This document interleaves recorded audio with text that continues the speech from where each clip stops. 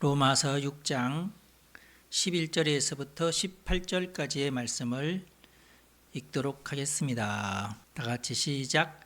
이와 같이 너희도 너희 자신을 죄에 대하여는 죽은 자요 그리스도 예수 안에서 하나님께 대하여는 살아있는 자로 여길지어다.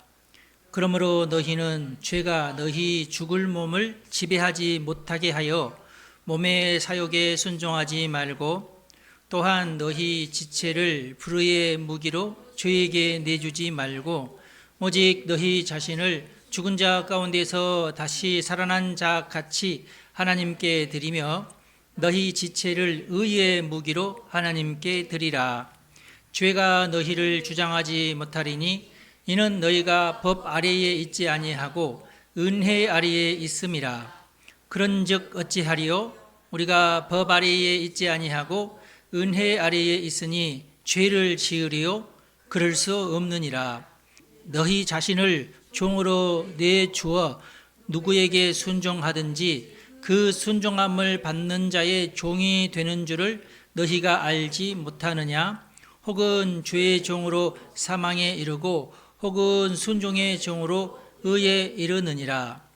하나님께 감사하리로다. 너희가 본래 죄의 종이더니 너희에게 전하여 준 바 교훈의 본을 마음으로 순종하여 죄로부터 해방되어 의에게 종이 되었느니라. 아멘. 여러분 축복합니다. 오늘은 로마서 6장에 있는 말씀인데 우리 지난주처럼 한번 복습 먼저 하고 가보도록 하겠습니다.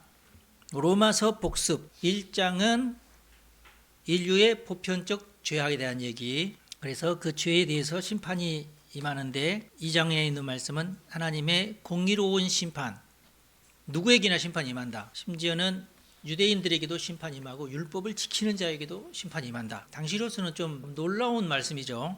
우리들이 심판 안 받을 줄 알았는데 근데 율법을 지키는 자도 심판을 받고 심지어 할례를 행한 자도 다 심판의 대상이 된다. 그러면서 오직 하나님의 의와 믿음으로 구원을 받는다. 구원을 받을 수 있는 길이 있는 거죠. 어떻게 믿음으로? 율법으로가 아닌 어떻게 믿음으로? 아브라함을 봐라. 아브라함이 율법을 받기도 전에 할례를 행하기도 전에 이미 아브라함이 믿음으로 의롭다고 여김을 받았다. 아니 율법으로 의로워져야지 어떻게 믿음으로 의로워진단 말이냐? 이 믿음이 보통 믿음이 아니라 하나님을 믿어서 그런다. 여러분 저를 믿으면 안 돼요.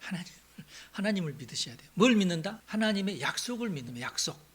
하나님이 우리를 구원해 주신다고 하는 약속을 믿는 거예요. 그 다음에 이제 5장은 한 사람 아담과 한 사람 예수에 대해서 얘기했죠. 한 사람 때문에 죄가 들어왔듯이 한 사람 예수 때문에 죄가 완전히 해결됐다. 그러면서 아담과 예수님을 계속 비교해 가면서 했는데 오늘도 역시 비슷한 내용인데 오늘은 죄에 속한 사람과 의에 속한 사람, 죄에 대해서는 우리가 죽은 사람이다. 의에 대해서는 우리가 살아있는 사람이 된다. 그런 뜻이에요. 이제 여기서는 그러니까 죄와 의. 그러면은 우리는 죄에게 순종하면은 죄의 종이 되는 거고 의에게 순종하면은 의의 종이 되는 거예요. 그러니까 우리가 우리의 몸을 죄에게 드리겠느냐? 우리 몸을 의에게 드리겠느냐? 우리의 몸의 주인은 누구냐? 죄냐? 의냐? 둘 중에 하나다. 그런데 우리는 의의 종이 돼야 된다. 그러면서 2절에 보면은 죄에 대해서 죽은 우리가 어찌 그 가운데 더 살겠느냐. 말은 이제 기독교인이면서도 내가 성령도 받고 내가 은혜도 많이 받았는데도 여전히 또 죄를 지었는 것 같아서 내가 정말로 성령 받았나? 내가 정말로 이렇게 살다가 천국 갈 것인가? 막 고민을 하지 않습니까? 초보, 이제 예수 믿는 초보들이 그 문제를 이제 해결하려고 하는 말씀이 오늘 6장에 있는 말씀입니다. 죄에 대해서 죽었다 이 말이 무슨 뜻인지, 우리가 의에 대해서 살았다 이 말이 도대체 무슨 뜻인지 이제 6장에 있는 말씀을 통해서 우리가 마음속에 정리가 되는 거예요. 그렇게 하면서 여러분들이 죄에서 완전히 떠나게 되고 이제 더 이상 이제 죄하고는 이제 친구가 되지 않고 죄에서 승리하는 삶을 살게 될 것입니다. 23절 말씀이 이제 맨 마지막 결론에 대한 말씀인데 마지막에 공부하도록 그렇게 하겠습니다. 일단 1절은 은혜가 많아지려면 그러면 죄도 더 많이 지어야 되는가? 왜냐하면 죄가 많은 곳에 은혜도 넘쳤다. 그런 말씀 있잖아요. 그러면 은혜가 많으려면 죄가 많아야 되는구나. 이것을 거꾸로 해석하면 안 돼요. 그러니까 앞으로 가는 것이 정상이지 뒤로 가는 것은 정상이 아니에요. 너희들이 죄가 많지만 예수 그리스도로 말미암아서 그 모든 죄가 다 용서함을 받았으니까 은혜가 넘쳤다. 그러면 죄를 더 많이 지을 걸 그랬네. 앞으로도 죄를 더 많이 짓고 예수님한테 가서 용서해 달라고 그러면 다 용서해지고, 그러면 우리가 은혜를 더 많이 받으려면 죄를 더 많이 지어야 되나?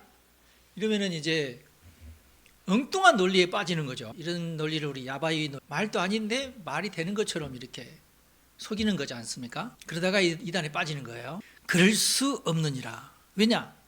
죄에 대해서는 우리가 죽었다. 그런데 어떻게 우리가 죄 가운데 더 살겠느냐? 죄를 지었다는 것을 이제 6장에서는 뭐라고 얘기하냐면, 죄의 세력 가운데에서 살았기 때문에 죄를 지었다. 그러니까 깡패 세력에게 들어가서는 깡패가 하는 짓을 같이 해야 돼요.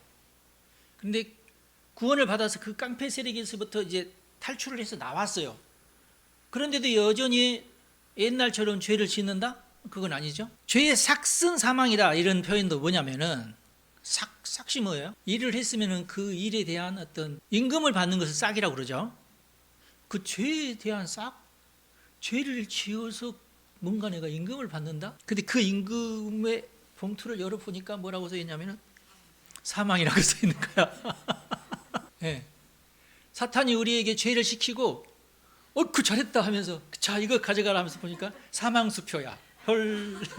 그때 그 얘기예요. 죄의 싹은 사망이다. 네. 그러니까 네가 그 사탄에게 가가지고 사탄이 하라는 대로 죄의 일을, 야 너는 오늘 저놈 가서 죽여. 썰 하고 가서 죽였으니까 돈 주시오. 대가. 근데 그 대가가 뭐예요? 너도 죽는 거다. 이겁니다. 이거 죄의 싹은 사망이다. 그 뜻이에요. 그래서 이제 우리가 그 영역에서 벗어났다는 것은 뭘 의미합니까? 그 죄의 권세에게서 벗어났다. 죄의 권세가 있어요. 교묘합니다. 항상 죄는 그렇게 사람을 옥죄입니다. 요즘에 그 캄보디아에 끌려간 젊은이들 때문에 말이 많죠. 누구만 끌려가요? 네, 먼저 빚이 많아야 돼요. 빚이 많아야 따르릉 여보세요. 돈 벌 수 있는 좋은 기회가 있는데요. 캄보디아 오면은 돈을 벌 수 있습니다. 아이고 한국에서도 돈을 못 버는데 캄보디아 그런 후진국에 가서 무슨 돈을 법니까? 말도 아닌 소리를 하지 마시라고. 그렇지 않다고. 우리가 할 수 없는 것을 당신이 할 수 있다고. 우리 캄보디아 사람들은 못하는데 당신은 할 수 있다고. 여기 그런 사람 많다고. 그래요. 뭔데요? 이게 약간 좀 물론 이게 좋은 일은 아니라고. 그렇지만 이게 큰 돈을 벌 수 있는 기회라고. 그래 조금 위험하겠지만은 나도 가서 좀 큰 돈을 가지고 와서 좀 보란 듯이 내가 좀 빚도 다 청산하고 그렇게 살아야지 하는 마음으로 가잖아요. 예, 거기 가면은 또 그 단계가 있더만요. 보니까 굉장히 여러 단계를 거쳐서 그 단계를 건너면은 어쩔 수 없다. 그 다음 단계로 더 나쁘게. 그럼 또 여기서도 또 이제 또 여러 가지 방법이 굉장히 다양해요. 그러면은 더 나쁘게 이렇게 가는 거예요. 이제 이만큼 왔으니까 이제 이쪽으로 못 나가. 왜냐하면은 이제 너는 이제 너의 이름으로 보이스피싱도 다 했고 너의 통장으로 돈이 다 들어왔고 이렇게 하면서 만약에 네가 우리를 배신해 나가면은 너는 당장에 나는 고소가 들어가고 이렇게 해서 너는 감방에 들어가고 이렇게 되면은 못 나오는 거예요. 죄가 그래요. 죄의 싹은 사망이든지 감옥이든지 그렇습니다. 넘어가는 거야 그렇게. 성경 말씀이 맞는 말씀이죠. 그래서 그 권세에서 벗어나야 돼요. 그 권세에서.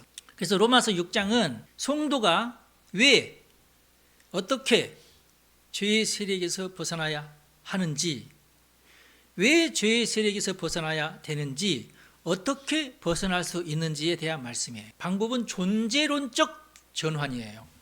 존재론적 전환이란 말은 나의 신분의 전환을 말하는데 누구의 종이 되느냐? 죄의 종의 신분에서 의의 종의 신분으로 바꿔지는 거예요. 내 자신이 바꿔지는 것밖에 없어요. 죄는 제대로 있고 의는 의대로 있는데 내가 결정을 하는 겁니다. 내가 여전히 죄의 종으로 살 건지 의의 종으로 살 건지 둘 중에 하나예요. 그래서 수많은 대조 단어들을 5장과 같이 대조 단어를 계속 이렇게 나열을 하면서 이것을 설명을 하고 있어요. 대조 단어들을 보니까 사망이든지, 여기는 사망, 여기는 생명, 4절에 여기에서는 옛사람, 여기에서는 새사람, 여기 있으면 죽고 여기 있으면 살고, 여기에서는 불의의 무기가 되고 불의의 무기가 되는 거죠. 자기 몸이. 여기에 있으면 의의 무기가 되는 거고, 여기에 있으면 율법 아래에 있는 거고, 여기에 있으면 은혜 아래에 있는 것이 된다. 여기는 죄의 종이 그 신분이고 여기에서는 의의 종이 그 신분이다. 결과가 여기에서는 사망이고 여기는 영생이 선물이다. 결과가. 그러면은 로마서 6장은 결국은 뭘 말하느냐 하면은 거듭남에 대해서 얘기하는 거예요. 우리가 죄인으로 났지만 하나님의 자녀로 거듭난다. 우리 신분이 변한다. 그런 얘기죠. 거듭남에 대한 얘기. 이 거듭남에 대해서 잘 알게 되면은 여러분들에게 좋습니다. 로마서 6장과 거듭남. 거듭남에 대해서는 예수님께서 니고데모하고 얘기할 때에 자세하게 나오지 않습니까? 아니 어떻게 사람이 엄마 뱃속으로 다시 들어가서 두 번째 태어날 수가 있겠습니까? 그랬더니 어떤 한국 사람이 닭도 두 번 태어나는데 한 번은 계란으로 태어나고 한 번은 병아리로 태어나지 않느냐? 그런 뜻이 아니에요, 여러분. 그게 거듭남이 아니에요. 위로부터 태어나야 거듭남이다. 예수님께서 말씀하시기를 위로부터 거듭나야 된다. 하늘로부터 태어나야 된다. 그런 뜻이에요. 이것도 이제 애매하죠. 또 하늘로부터 태어난 것이 뭘까? 요한복음 3장에 이게 이제 아주 길게 아주 중요한 내용이니까 이제 길게 요한복음에서는 썼죠. 거듭남의 주체, 거듭남을 일으키는 주체는 하나님이십니다. 하나님이 우리를 거듭나게 한다. 내가 어머니의 뱃속에서 태어나는 것은 이 세상에 태어나는 것이고 거듭나는 것은 하늘로부터 내가 거듭나는 것이다. 하나님의 은혜로 내가 거듭난다. 어떤 사람은 이것을 물세례와 불세례로 이제 설명을 하지 않습니까? 불세례는 뭐예요? 성령 세례. 성령을 받아야 된다. 그런데 성령 받은 많은 사람이 거듭나지 못할 수도 있어요. 왜 그럴까요? 답이 그 밑에 있지 않습니까? 반드시 자신의 신앙 고백이 있어야 완성된다. 저도 그런 경험을 제가 경험했다는 것이 아니라 그렇게 경험하는 것을 여러 번 봤어요.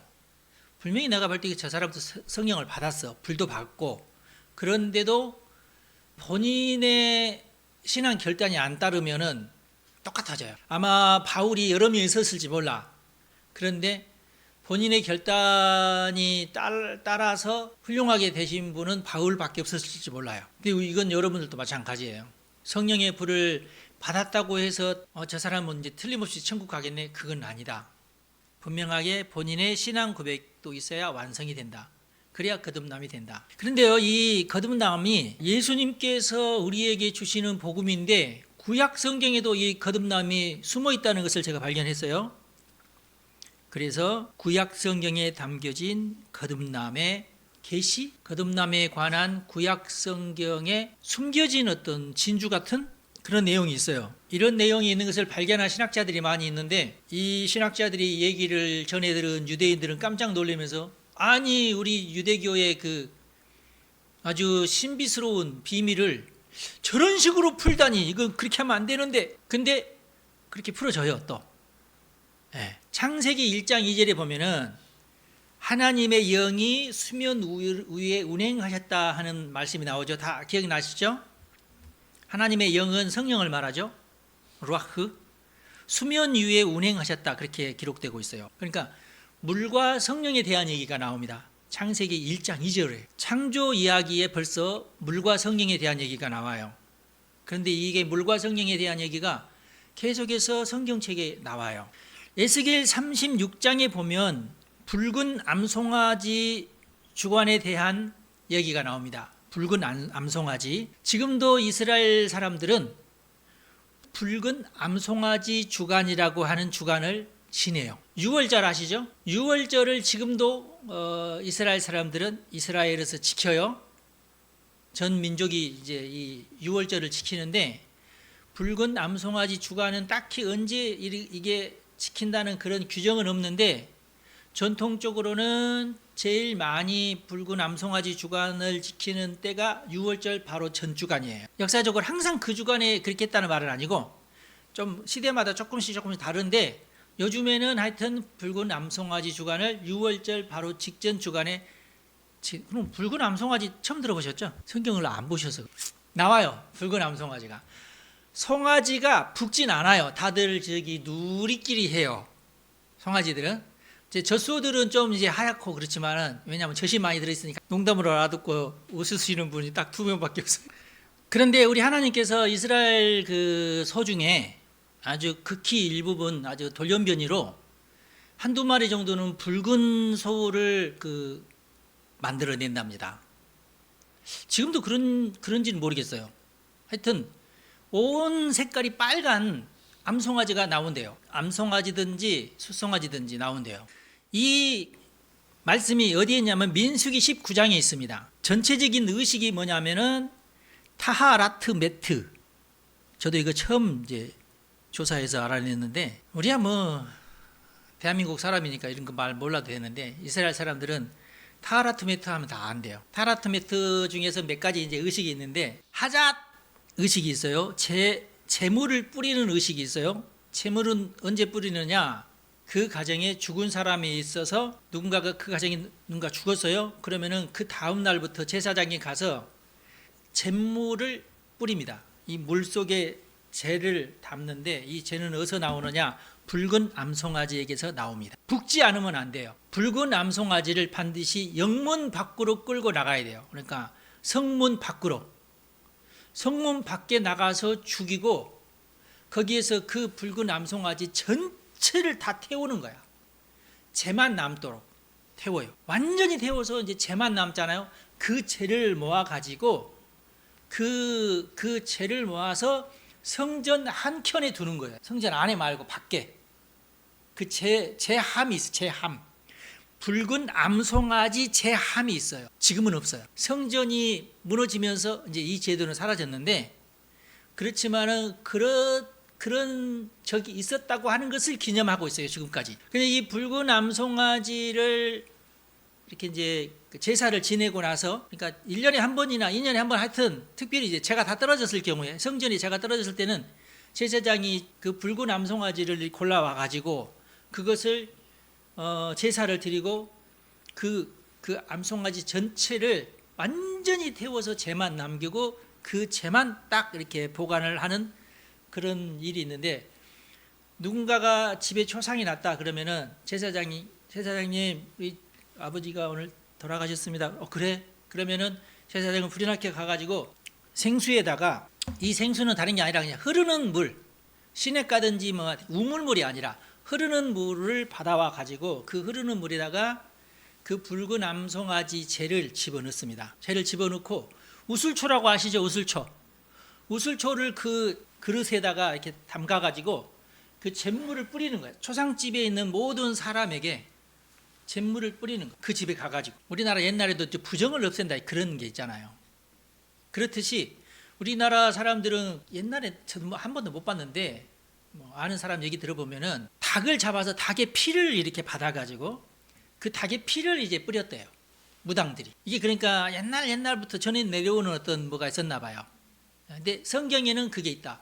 그렇게 해가지고 우슬초에다가 그 잿물을 받아가지고 뿌리는 거예요. 사람에게도 막 뿌리고, 이제 방에도 막 뿌리고, 온 집을 정결하게 해요. 7일 만에 장례를 치르는데, 첫째 날, 그러니까 돌아가시고 첫 번째 되는 날 한 번 뿌리고, 세 번째 되는 날 한 번 더 뿌리고, 7번째 되는 날 장례 다 치르고 돌아와 가지고 또 뿌려요. 3번 뿌려요, 잿물. 이렇게 그 상중에 있는 사람들에게, 손님들이나 이런 사람들에게, 상과 관련된 사람들에게 쭉 뿌려요.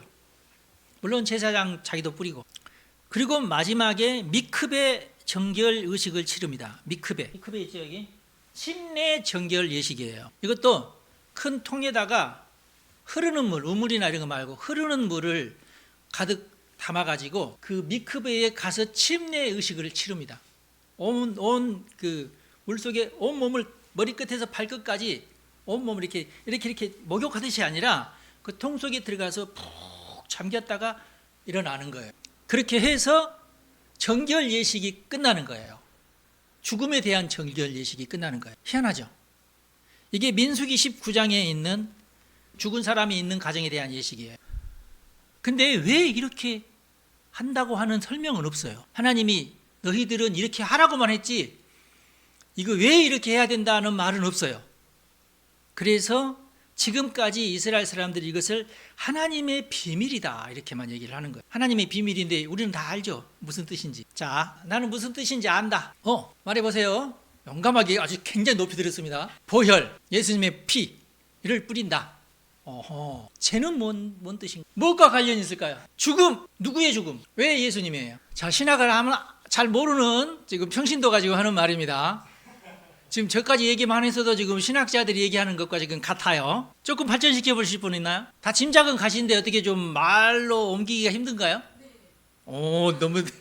왜 빨간 송아지를 잡느냐부터 우리가, 빨간 것은 피를 의미하고 생명을 의미하는데, 그 제사를 드렸다는 것은 이제 원래 그 이스라엘에서 일어나는 모든 제사 자체가, 화목제라든지 모든 제사 자체가 내 대신 이 소가 죽는다, 내 대신 이 비둘기가 죽는다, 내 대신 이 양이 죽는다잖아요. 속죄라는 개념이 그 속에 항상 들어가 있고, 누군가 내 죄를 대신해서 누군가는 죽는다는 뜻이고, 이게 또 이제 죽는 자에게 또 이 죄를 갖다가 뿌린다는 얘기는 그 죽은 소의 그 흔적을, 그 피의 어떤 그 대가로 얻은 그 죄를 그 사람한테 뿌린다는 얘기니까 마치 이제 예수님의 보혈을 뿌린다는 것과 연상이 되는 거야. 그렇지? 자연스럽게. 이스라엘 사람들은 예수를 안 믿기 때문에 그게 왜 그거냐고 이제 이렇게 강변할지 몰라도, 기독교인들은 이게 그건 비밀이 아닌데, 그렇죠? 이미 계시된 얘기인데 이게 이제 우리는 깨달아지는 거죠. 근데 그게 거듭남이라는 거예요. 그게. 그런데 이미 이스라엘 사람들은 옛날부터 그런, 자기들도 뭔 뜻인지를 모르면서 그런 의식을 이렇게 행했다는 거. 근데 그게 또 뭐하고 연결이 돼요? 자, 조금 더 여러분 생각을 더 발전시켜. 결국은 뭐로 연결이 돼요? 개신교에서. 네? 그게 결국 뭘로 연결이 돼요? 네? 세례. 오늘 저기 그 호진 청년이 아주 공부를 잘하고 있습니다.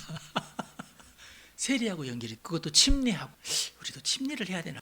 근데 미크베는 미크베대로 따로 있는데, 붉은 암송아지 주간에도 맨 마지막은 이제 미크베로 연결이 돼요. 근데 미크베는 누구에게 주로 이제 행했냐면은, 제사장들이 제사하기 전에, 이번 주간에 내가 제사 담당이야 그러면 그 사람이 일단 미크베를 행하고 제사를 지냈어요. 또는 레위인들이 성전에 이제 봉사하러 왔을 때 먼저 미크베를 행하고, 이분들은 이제 붉은 암송아지 같은 이게 제물뿌림 이것을 안 하고 미크베만 행하는 거예요. 그리고 개종자, 나는 앞으로 유대인이 되겠습니다. 그래? 그럼 너는 미크베를 먼저 해라 하고 미크베를 먼저 하게끔 하는 거예요. 이해가 되시죠? 그러니까 이 미크베가 옛날에도, 이 미크베가 결국은 지금 우리 개신교에서는 세례인 거예요. 세례 의식. 세례 의식이 뭐냐? 결국은 이제 나는 다른 신은 버리고 하나님만 믿겠습니다. 우리 이제 개신교에서는 그걸 이제 뭐라고 그래요? 죄인으로서의 나는 이미 죽고 의인으로서의 나는 이제 살아났습니다 라는 뜻으로 미크베를 행하여 침례, 세례. 그러니까 예수님 시대에도 세례 요한이 와서 맨 처음에 한 게 뭐예요? 세례를 받아라. 예수님의 제자들도 계속 세례를 베풀었죠. 바로 이제 그런 뜻입니다. 이게 영적인 미크베죠. 기독교적 미크베인 거. 그리고 빨간 암송아지의 의미는 뭐냐? 흠이 없는. 그러니까 이 붉은 암송아지의 기준이 있는데, 머리끝에서 발끝까지 이 암송아지가 흠이 없어야 돼. 이빨을 봐가지고 이빨 하나 빠졌네. 얘는 아무리 빨개도 얘는 안 돼. 봐가지고 눈을 이렇게 띄었는데 한쪽 눈이 약간 하얘네. 얘도 안 돼. 이런 식으로 발끝까지, 머리끝에서 발끝까지, 꼬랑지 끝까지 전체를 다 봐가지고 건강해야 돼. 예를 들면은 빨간 암송아지인데 세상에 엉덩이 옆에 하얀 색깔 털이 2개 났네? 그럼 어떻게 해요? 그럼 불합격이에요. 그럴 수 있잖아. 털 한두 개 날 수 있잖아. 뽑으면은 그 다음에 어떤 털이 나올지 또 보고 또 이제 기다려야 되잖아. 그러니까 안 되는 거죠. 완벽하게. 그래서 제사장들이 이 미크베에 관련된 탈무드만 해도 한 권이에요. 한 권 전체가 미크베예요. 그 정도로 심각하게 미크베를 이렇게 규정을 했어요. 그 다음에 멍에를 매어 본 적이 없어야 돼요. 그러면은 이제 소 주인으로서는 내 소가 나중에 미크베를 위한, 미크베가 아니지 여기서는 하자앗이죠. 하자앗을 위한 소가 될지 어쩔지는 모르잖아요. 근데 이제 그걸 놓고 이 소를 멍에도 안 매고 일도 안 시키고 그렇게 있다는 것조차도 힘든 일이 아니에요. 그렇죠? 그래서 이게 상당히 그 기종이 까다로웠어요. 한 번이라도 일 시켜먹고 그런 소는 안 돼. 흠이 있는 소가 돼가지고, 이렇게 세속적인 소가 돼가지고 안 되는 거예요. 에스겔서 36장 이제 25, 26, 27장에 27절에만 있는 내용을 제가 이제 여기 가져봤습니다. 맑은 물을 너희에게 뿌려서 너희로 정결하게 하되 곧 너희 모든 더러운 곳에서와 모든 우상 숭배에서 너희를 정결하게 할 것이며 또 새 영을 너희 속에 두고 새 마음을 너희에게 주되 너희 육신에서 굳은 마음을 제거하고 부드러운 마음을 줄 것이며 또 내 영을 너희 속에 두어 너희로 내 율례를 행하게 하리니 너희가 내 규례를 지켜 행할지니라 그랬어요. 근데 이제 에스겔서 36장에 나온 이 말씀은 25절에서 27절 말씀은 이제 너희들의 나라가 회복이 되면서 이제 이렇게 될 것이다 라는 예언이죠. 지금 이러고 있다는 말이 아니라, 그래서 유대인들의 학자들, 유대 학자들이 이 말씀을 아까 민수기 19장과 연결을 해서 해석을 해요. 우리가 그렇게 해석한 게 아니라 탈무드가 그렇게 해석을 해요. 이미 자기들끼리. 근데 여기에서 보면은 절대로 이 속에 붉은 암송아지가 들어있어요, 없어요? 에스겔서 36장에 붉은 암송아지에 대한 내용이 들어있어요, 안 들어있어요? 없죠? 전혀 없죠. 그런데 이스라엘 학자들이 이걸 붉은 암송아지 주관으로 지금 해석을 하고 있어요. 이것도 놀라운 거예요. 네, 그렇죠? 민수기 19장과 에스겔 36장을 왜 자기들이 연결을 하냐고. 그래서 지금도 붉은 암송아지 주관이라고 해서 에스겔서 36장과 민수기 19장을 읽어요. 이 주간에. 희한하죠? 자기들이 저지른 일이야. 우리 예수 믿는 사람들이 가서 너네들 이렇게 하냐고 한 게 아니야. 아시겠죠? 맑은 물을 너희에게 뿌려라는 말 때문에 그런 것 같아요. 뿌리는 것은 이제 그 상당한 사람들에게 뿌리는 그것 때문에 붉은 암송아지를 여기다 끌고 온 것 같아요. 그냥 미크베만 해도 되는데 여기 25절에 보니까 너희에게 뿌려서 이 말 때문인 것 같아요. 그래서 민수기 19장을 가지고 온 것 같아요. 내 추측이고. 근데 26절은 어떻게 할 거냐고. 새 영을 너희 속에 두겠다 그랬어요. 새 영. 창세기 1장 2절 내가 얘기했죠. 물과 하나님의 영, 하나님 얘기를 내가 했잖아요. 물과 성령으로, 그런 말도 여러분 많이 들었죠. 네. 이게 다 연결이 된다. 너무 억지스럽습니다 이렇게 얘기해도 내가 할 말이 없는데, 근데 뭐 눈으로 딱 보면 그게 상상이 되지 않나요? 새 영을 너희 속에 두겠다. 내 영을 너희 속에 두겠다. 이 새 영이 뭐냐? 하나님의 영이다 그 말이죠. 성령이다 그 말이죠. 그래서 탈무드를 비롯한 유대 정성들은 에스겔 36장을 미크베와 새 창조로 해석을 합니다. 그래서 지금도 이스라엘 사람들은 우리는 이제 예수님을 여기 이제 대입을 해서 이것은 다 이제 이 예언은 이루어졌다고 생각하는데, 지금 현재 예루살렘에 있는 이스라엘 사람들은 아직 이루어지지 않은, 이제 곧 성전이 이제 세워지게 될 것이라고 생각하고, 이제 정말로 이제 메시아가 오게 되면 성전이 새로 세워지면서 이 일이 이제 앞으로 이루어질 것이라고 기대를 하고 있어요. 안타깝죠. 그러니까 유대인들 메시아가 아직 안 왔는데 이제 곧 올 거다 이런 기대를 하고 있어요. 메시아는 예수님으로 이미 오셨는데, 우리가 너무나 잘 알고 있는 성경 말씀은 요한복음 3장 5절이죠. 예수께서 대답하시되 진실로 진실로 네게 이르노니 사람이 물과 성령으로 나지 아니하면 하나님의 나라에 들어갈 수 없느니라 라고 그랬어요. 예수님도 틀림없이 물과 성령이라고 얘기했어요. 물과 성령. 이때의 물은 미크베 물을 말합니다. 샘물 뭐 그런 게 아니라 구약 성경에서 말한 그 미크베 물이에요. 미크베 물로 너희들이 흐르는 물이에요. 그러니까 이 예수님의 제자들도 어디에서 세례를 줬어요? 강물, 흐르는 강물. 그래서 이제 침례교인들도 강물에 가서 세례를 주는 이유가 거기 있어요. 성령으로 나야 된다. 자, 23절 말씀이 로마서 6장이 23절로 끝나는데, 죄의 싹은 사망이요 하나님의 은사는 그리스도 예수 우리 주 안에 있는 영생이니라. 이렇게 끝나죠. 죄의 싹, 죄를 지은 것에 대한 싹을 주는데 그 싹이 뭐다? 사망이다. 사망은 마귀가 주는 대가다. 오늘 일 잘했어 하면서 주는 대가, 그걸 우리 싹이라고 그러죠. 죄에게 종노릇한 자에게 주어지는 대가, 그게 사망이다. 그런데 마귀는 싹을 주는데 하나님은 뭘 주느냐? 은사를 준다. 은사, 카리스마, 카리스마는 은사죠. 카리스마는 은사고 카리스는 은혜예요. 은혜를 카리스라고 그러고 은사는 카리스마라고 그럽니다. 성경에 보면은 값없이 주기 때문에 선물이에요. 그러니까 사람들이 죄를 열심히 지어서 죄에 해당하는 일을 많이 했잖아요. 그래서 싹스를 주는데 그 싹스는 사망이고, 그런데 하나님은 우리가 일을 하지 않았어. 의로운 일을 하지 않았어. 그러니까 싹스를 줄 수가 없어. 그쵸? 아유, 목사님 나는 오늘 또 열심히 교회 연이라고 일 많이 했고 열심히 기도도 했고 열심히 성경도 보고 열심히 전도도 하고 막 그랬는데 왜 싹이 없습니까? 그건 여러분들이 복을 받으려고 한 것이기 때문에 나중에 하나님께서 복을 주시긴 하지만 구원을 받으려고 한 것은 아니에요. 로마서에서 가장 강력하게 강조하는 것이 그거죠. 기독교는 무조건 구원만큼은 우리의 능력이나 재능이나 노력이나 어떤 수고가 아니에요. 구원은 싹스로 받는 게 아닙니다. 돈으로도 못 가요.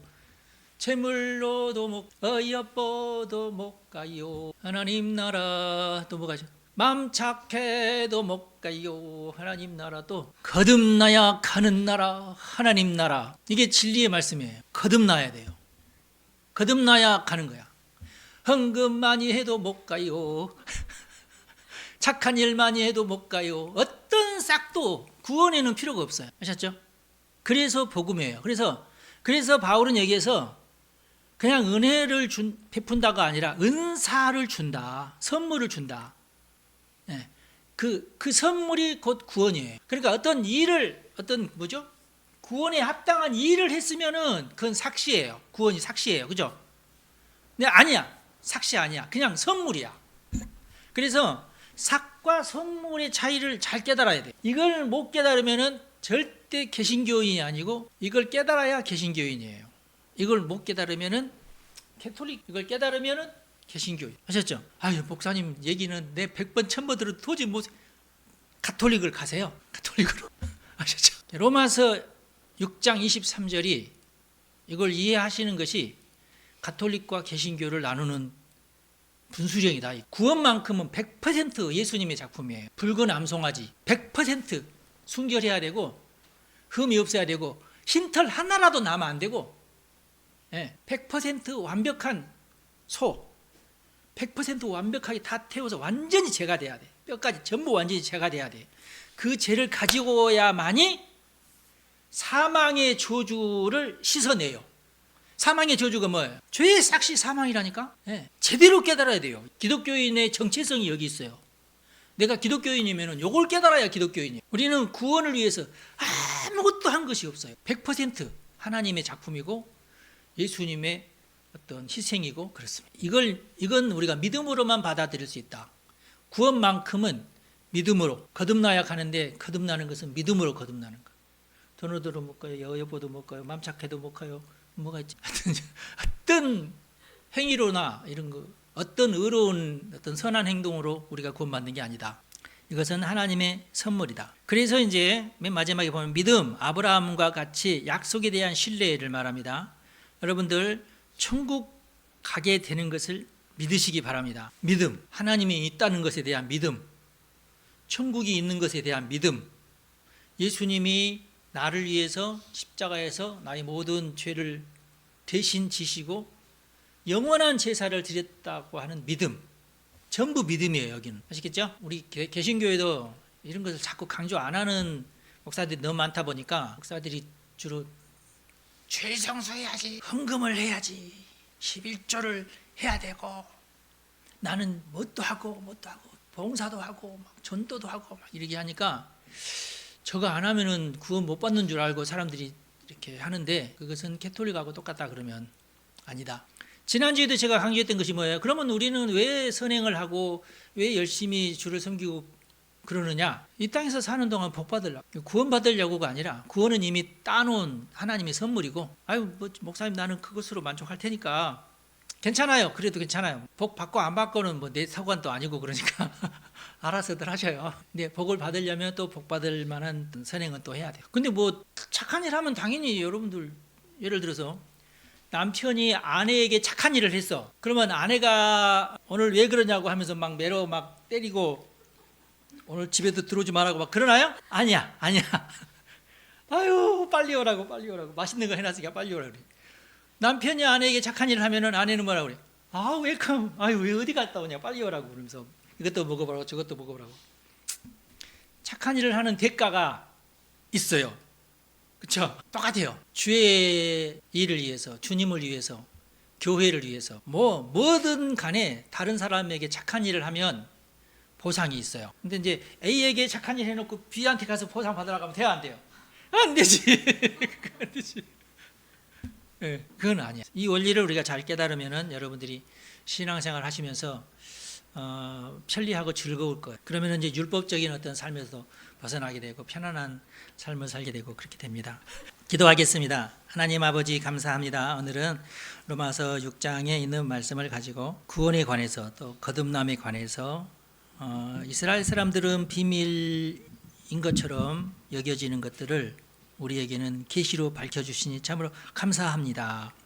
우리 성도들을 축복하오니 이 복음의 비밀을, 구원의 비밀 분명하고 확실하게 잘 깨닫고 참으로 구원받고 거듭나는 행복한 삶을 다 누리게 하여 주옵소서. 우리 주 예수님의 이름으로 기도합니다. 아멘.